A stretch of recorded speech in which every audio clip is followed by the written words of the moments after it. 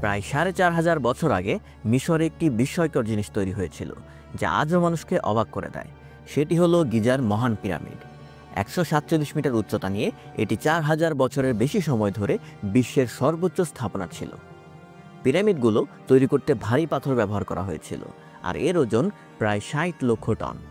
যেখানে আজকের দিনের সর্বোচ্চ স্থাপনা বুর্জ খলিফার ওজন প্রায় মাত্র ৫ লক্ষ টন। প্রশ্ন হলো, এটা কিভাবে বানানো হয়েছিল? সেই সময়ে মানুষের কাছে ক্রেন, বুলডোজার বা আধুনিক প্রযুক্তি ছিল না, এমনকি তাদের কাছে চাকাও ছিল না। তার একটা স্মৃতিস্তম্ভ তৈরি করেছিল যা এখনও দাঁড়িয়ে আছে। ভাবা যায় ৪,৫০০ বছরের বেশি সময় ধরে গরম, ঝড়, প্রবল বৃষ্টির মাঝে একটা কাঠামো দাঁড়িয়ে আছে। এর মতো এত পুরনো এবং এত বড় আর কোনো কাঠামো বেঁচে নেই। এটা কিভাবে সম্ভব হলো? আসুন এই ভিডিওতে পিরামিডের রহস্য উদ্ঘাটন করি। গ্রেট পিরামিড সম্ভবত পৃথিবীর সবচেয়ে রহস্যময় কাঠামো। প্রায় ২,৫০০ খ্রিস্টপূর্বাব্দে তৈরি হওয়া এটি পৃথিবীর সবচেয়ে উঁচু স্থাপনা ছিল ৩,৫০০ বছরেরও বেশি সময় ধরে। ধারণা করা হয় যে গ্রেট পিরামিড অফ গিজা ২৫৬০ খ্রিস্টপূর্বাব্দে ফারাও খুফুর দ্বারা নির্মিত হয়েছিল। প্রাচীন মিশরের রাজাদের ফারাও বলা হয়। আমরা ফারাও খুফুর সম্পর্কে তেমন কিছু জানি না, শুধু এতটুকুই জানি যে তিনি প্রাচীন মিশরের চতুর্থ রাজবংশের দ্বিতীয় শাসক ছিলেন। তার শাসনের সময়কাল নিয়ে অনেক বিতর্ক আছে। কিছু ইতিহাসবিদের মতে ২৩ বছর, কিছু বলেন ৩৪ বছর, আবার কেউ কেউ ৬০ বছরেরও বেশি বলেছেন। পিরামিডটি নীল নদীর পশ্চিম তীরে অবস্থিত, এবং যদি আপনি এর ছবি বা ভিডিও দেখেন তাহলে দেখবেন যে এটা একমাত্র পিরামিড নয়। একই স্থানে আরও দুটি পিরামিড রয়েছে। তিনটির মধ্যে সবচেয়ে উঁচু পিরামিডটি গিজার পিরামিড। এটি খুফুর পিরামিড নামেও পরিচিত। এর চেয়ে ছোট হলো খাফরের পিরামিড, যা মিশরের দ্বিতীয় বৃহত্তম পিরামিড। বলা হয়ে থাকে এটি খুফুর পুত্র খাফরের দ্বারা নির্মিত হয়েছে। তৃতীয় এবং সবচেয়ে ছোট পিরামিড হলো মেনকাওয়ের পিরামিড, যা খাফরের পুত্রের দ্বারা নির্মিত বলে জানা যায়। এর পাশাপাশি রয়েছে কয়েকটি সমাধি এবং ছোট পিরামিডগুলো। মোট ১১৮টি পিরামিড রয়েছে বিভিন্ন আকার ও আকৃতিতে। এর মধ্যে অনেকগুলো আবহাওয়ার কারণে ক্ষয় হয়ে গেছে। খুব কম পিরামিড ভালো অবস্থায় আছে। সম্ভবত সবচেয়ে ভালোভাবে সংরক্ষিত ৩টি পিরামিড হলো এইগুলো, বিশেষ করে গিজার মহান পিরামিড। এগুলো নির্মাণের কারণ কি ছিল? একই কারণ যেটা বেশ কিছু প্রাচীন স্মৃতিসৌধ নির্মাণের পিছনে ছিল। এগুলো কবর হিসেবে তৈরি করা হয়েছিল। ফারাওদের এই পিরামিডের ভিতরে সমাহিত করা হয়েছে। প্রাচীন মিশরীয়রা পরকাল বিশ্বাস করত। তারা বিশ্বাস করত যে মৃত্যুর পর মানুষের আত্মা নিচের জগতে যায়, যেখানে তার বিচার করা হয় দেবতাদের দ্বারা, যারা ভালো জীবনযাপন করেছে। পরের জীবনে অমর থাকার জন্য ফারাওরা তাদের শাসনের সময় নিজের জন্য সমাধি তৈরি করত। তারা পিরামিডে অনেক খাবার, সম্পদ, গহনা, আসবাবপত্র এবং কাপড় মাটির নিচে রাখতে বলতো, যাতে পরের জীবনে সেগুলো ব্যবহার করা যায়। মৃত্যুর পর তাদের শরীর মমি করা হতো এবং তারপর কাঠের বা পাথরের কফিনে সিল করা হতো।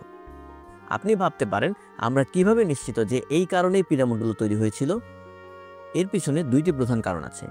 প্রথমত, আমরা বেশ কিছু অন্য পিরামিডে কিছু লেখা বা স্ক্রিপ্ট খুঁজে পেয়েছি। পিরামিডের লেখাগুলো আমাদের তাদের রাজনীতি সম্পর্কে জানায়। দ্বিতীয়ত, মিশর এবং সুদানের বেশিরভাগ ঐতিহাসিক পিরামিড সমাধি হিসেবে ব্যবহার করা হয়েছে, কিন্তু বিশেষভাবে বললে গ্রেট পিরামিড অফ গিজায় এর সাথে সম্পর্কিত কোনো শক্তিশালী প্রমাণ পাওয়া যায়নি। তাই মানুষ নিজেদের বিকল্প তৈরি করে। যখন প্রত্নতাত্ত্বিকরা গ্রেট পিরামিডে প্রবেশ করেন, তখন তারা 3টি পুরাকীর্তি এবং একটি খালি সার্কোফাগাস খুঁজে পান। এই সার্কোফাগাসটি খুফুর বলে বিশ্বাস করা হয়, এবং এর চারপাশে যে ধন সম্পদগুলো ছিল সেগুলি কথিত আছে যে আর্কিওলজিস্টদের কাছে পৌঁছানোর আগে লুট করা হয়েছিল। প্রাচীন মিশরের রাজরাজাদের মমি রাখার জন্য পাথরের তৈরি বিশেষ ধরনের কফিনকে বলা হয় সার্কোফাগাস। 1830 সালে ইংরেজ সামরিক কর্মকর্তা হাওয়ার্ড ভাইস মিশরের গিজায় যেই পিরামিডগুলো আবিষ্কার করেন, তার মধ্যে সবচেয়ে ছোটটি হলো ফারাও মেনকাওয়ের পিরামিড। আরেকটি জনপ্রিয় তত্ত্ব হচ্ছে যে গ্রেট পিরামিড ছিল একটি পাওয়ার প্ল্যান্ট যা বিদ্যুৎ উৎপন্ন করতে পারত। যারা এই তত্ত্বে বিশ্বাস করেন তারা দাবি করেন যে প্রাচীন মিশরীয়রা প্রযুক্তিগতভাবে খুব উন্নত ছিল এবং তারা ইতিমধ্যেই বিদ্যুৎ ব্যবহার করতে শিখে গিয়েছিল। এই তত্ত্বের প্রমাণ হিসেবে কিছু প্রাচীন শিল্পকর্ম উপস্থাপন করা হয়। আসলে যখন কোনো বিষয়ের যথেষ্ট প্রমাণের অভাব থাকে, তখন এমন ষড়যন্ত্র তত্ত্ব তৈরি করা হয়। যদি প্রাচীন মিশরে সত্যিই বিদ্যুৎ থাকতো, তাহলে আমরা কেন এর প্রমাণ পাইনি? বাস্তবে এই শিল্পকর্মটি একটি মিশরীয় পৌরাণিক কাহিনীকে চিত্রিত করে। আরেকটি জনপ্রিয় তত্ত্ব বলে যে পিরামিডটি শস্য সংগ্রহের গুদাম ছিল। এই তত্ত্বটি 1998 সালে আমেরিকান রাজনীতিবিদ বেন কারসন দ্বারা প্রস্তাবিত হয়েছিল। তার ব্যক্তিগত তত্ত্ব অনুযায়ী পিরামিডগুলি যীশু খ্রিস্টের পিতার দ্বারা নির্মিত হয়েছিল। এত তত্ত্বের ভিড়েও আজ সম্পূর্ণ স্পষ্ট এবং সব ইতিহাসবিদরা একমত যে গিজার মহান পিরামিডটি একটি সমাধি হিসেবে নির্মিত হয়েছিল। এখন সবচেয়ে বড় প্রশ্নে আসা যাক, এই পিরামিডগুলো কিভাবে নির্মিত হয়েছিল? সত্যি বলতে এটা পিরামিডের সবচেয়ে রহস্যময় দিক। মানুষ 147 মিটার উঁচু একটি স্থাপনাকে কিভাবে নির্মাণ করলো এত বিশাল পাথরগুলো ব্যবহার করে, যার ওজন 2.5 টন থেকে 80 টনের মধ্যে হতে পারে। প্রতিটি পাথর এত সূক্ষ্ম এবং সমানভাবে খোদাই করা হয়েছে যখন খোদাইয়ের জন্য কোনো মানসম্মত সরঞ্জাম ছিল না। পাথরগুলো কিভাবে একের পর এক ধরে রাখা হলো যখন মানুষ এমনকি চাকা ব্যবহারও করতে পারত না? গিজার মহান পিরামিড 20 বছরে নির্মিত হয়েছে বলে জানা যায়। এই বিষয়ে বেশ কিছু তত্ত্ব রয়েছে, তবে তত্ত্বগুলো আলোচনা করার আগে পিরামিড নিয়ে মানুষের যে ভুল ধারণা আছে সেটা দেখে নিই। মুভিগুলোতে দেখা যায় পিরামিড বানাতে দাস শ্রমিকদের ব্যবহার করা হচ্ছে। দুর্ভাগা দাসেরা সারাদিন এখানে কাজ করতে বাধ্য হচ্ছে এবং সুপারভাইজারদের দ্বারা নির্মমভাবে নির্যাতিত হচ্ছে। গ্রিক ইতিহাসবিদ হেরোডোটাস প্রথম এই ধারণা পেশ করেন, কিন্তু এটা সম্পূর্ণ ভুল। পিরামিডগুলো নির্মাণ করা মানুষগুলো ছিল অত্যন্ত দক্ষ শ্রমিক। তারা ক্ষুধার্ত ও নির্যাতিত ছিল না, বরং তাদের প্রচুর খাবার দেওয়া হয়েছিল। তারা এত ভালোভাবে খেত যে তখনকার গড় মিশরীয় নাগরিকের তুলনায় তারা বেশি শক্তিশালী ছিল। তারা নির্মাণস্থলের কাছে শহরে বাস করত। এমনকি কৃষকরা যখন মাঠে কাজ করত না, তখন তারা অবসরে নির্মাণ কাজে সাহায্য করত, কারণ তারা তাদের ফারাওদের প্রতি খুব বিশ্বস্ত ছিল। প্রায় 20,000 থেকে 30,000 শ্রমিক এই নির্মাণে জড়িত ছিল। প্রতিদিন 10 ঘন্টা করে কাজ করত।